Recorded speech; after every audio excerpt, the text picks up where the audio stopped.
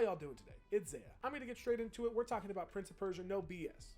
With this being a Metroidvania game, there are three main aspects to see if it's enjoyable. 1. The game must have fun and fluid platform. 2. The combat and ability loop must be satisfying. And 3. The story has to at least be understandable for the bare minimum. I won't lie, when I first heard this game was being released, I had a negative reaction.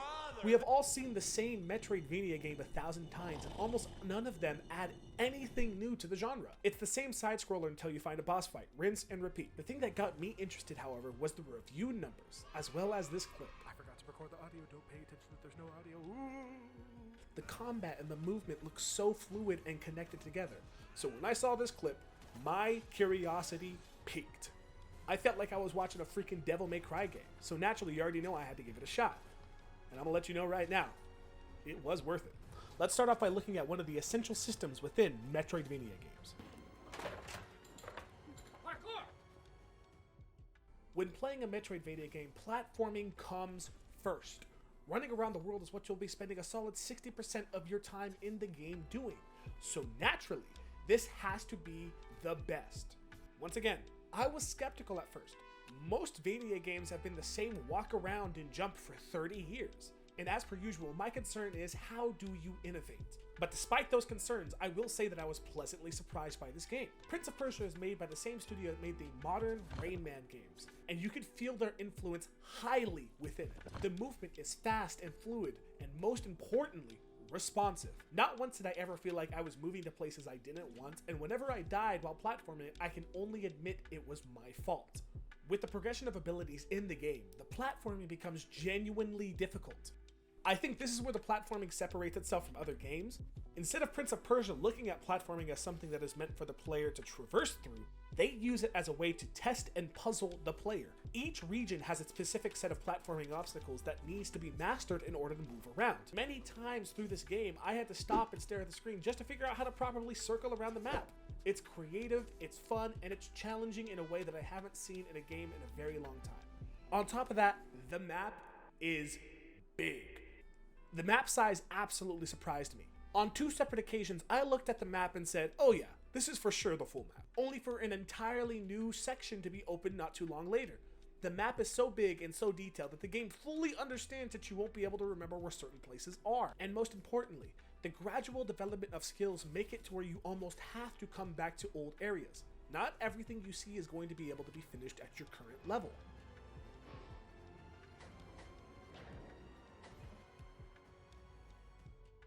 And I think the mechanic that sets this game far apart than most other Metroidvania games is the combo system. Within this game, I would argue the fighting mechanics are more related to that of a literal fighting game than most Metroidvania or Souls-likes. You have ground combos, air combos, juggle combos, a mixture of bow and arrow play. There are even small fighting game mechanics that only if you analyzed, you would be able to see. Alright, so this is going to get a little confusing. We're going to use fighting game terminology. So, if the enemy throws a low attack, you as the player can throw a high attack to counter the low attack. So what does this mean at the end of the day? It means this game has insanely fucking good hitboxes compared to the show.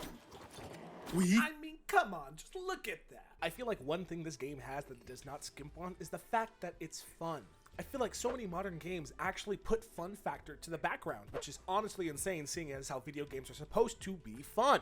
They're supposed to be entertaining. What is fun? Let me spell it for you. If you grew up wanting to cosplay as Zoro from One Piece, you can. If you wanted to be a clean-ass archer like Legolas as a kid, you can. If you wanted to bend the concept of time like Eren fucking Yeager, you can. With the medallions in the game, you have the ability to play in whatever way you want. You can even go as far as making Sargon a ground fighter or a fucking air fighter. It's so creative and every single way is fun. Nothing is boring. However, the fighting mechanics are not the only thing that makes a good combat within video games. The AI and enemy design are both equally as important. Okay, I'm gonna be very blunt here. I'm gonna get closer to the microphone too so I can be blunt. Ubisoft has some of the worst AI within video games. That is not new information, we all know that. Which is why if you hadn't told me that this game was made by Ubisoft, I would have called you a liar to your face. One of the most boring things that can occur in combat is when you're fighting a group of 4 or 5 people, one person comes up to you, slashes their sword at you, and the other 5 just stare at you. That is not how people would fight in real life, and many games used to fall into this trap of people waiting and watching. I want you guys to be the judge and see if the AI in this game waits and watches. Fight back, nigga! Fight back, nigga! Fight back! Fight back! The enemies in this game are both creative and intelligent. Almost all of them do not play in your favor. Not only that, every single one of them is completely different. The enemy design is something that I have not seen from Ubisoft in a very, very long time. Every region has its own style that the enemies themselves conform to. Do you understand how trippy it was when I first walked into a fucking forest and got attacked by birdmen? 8 of them at the same time, only using spears, dashing around the fucking screen? That shit was scary. Each time I went to a new region, I was genuinely excited to see what new enemies were inside of there. Feeling that sense of excitement again is very much a breath of fresh air.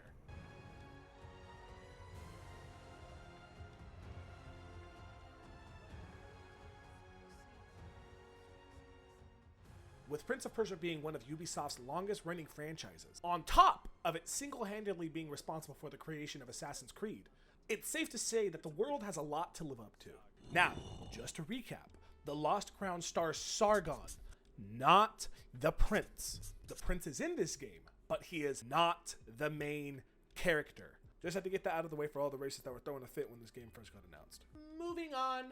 Sargon is a young hero within the story, fighting within a group called the Immortals. These men and women are legendary fighters that swore to protect the king. You're mingling with aristocracy now, eh?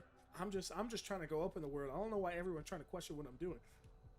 Just because y'all don't have a high charisma doesn't mean that I don't have a nat 20 on charisma. Get the fuck out of here.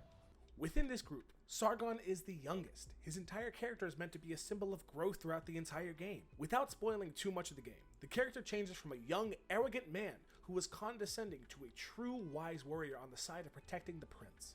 This goes into even more detail later on in the game when the concept of time manipulation gets introduced. You get to see Sargon in so many different lights.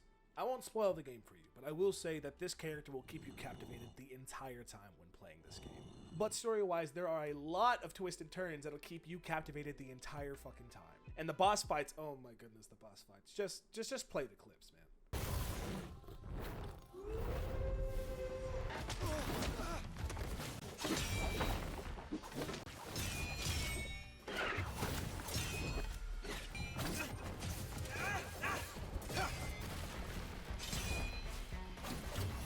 Some of the boss fights in this game genuinely had me going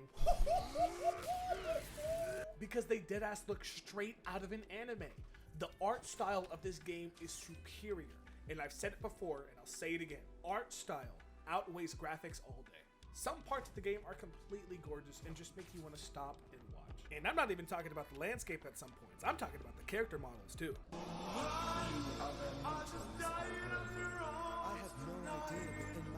Now, with all the overwhelming positives out of the way, I do have a negative about the game that does bring it down. Glitches. When it comes to glitches, generally speaking, as long as they're humorous and stupid, I do not mind.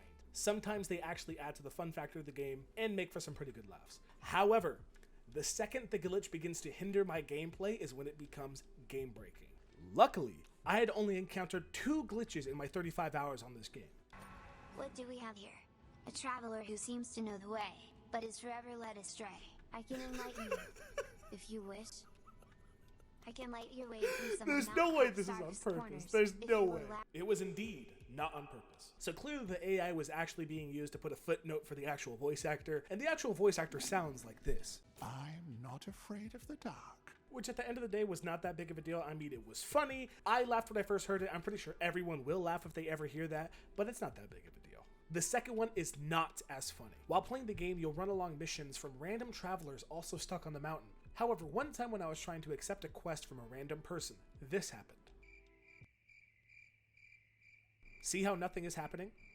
That's because after accepting the mission, my game froze in place. This happened not once, not twice, but 4 times in my 1 playthrough. The game saves from each whack whack tree, my mistake. So depending on when your last whack whack tree was, you could lose so much progress. Granted, it wasn't enough to ever make me turn off my game in rage, but it was enough to hinder and annoy me. I don't want to go through an entire section of a dungeon only for all of my last 15 minutes to be erased. It's annoying that it happened once, but the fact that it happened 4 separate times is just not okay. At the time of this recording, I don't know if the glitch is fixed, because I'm not trying to get my game freeze about to blow up my Xbox. But if you are purchasing the game, this is something to keep an eye on.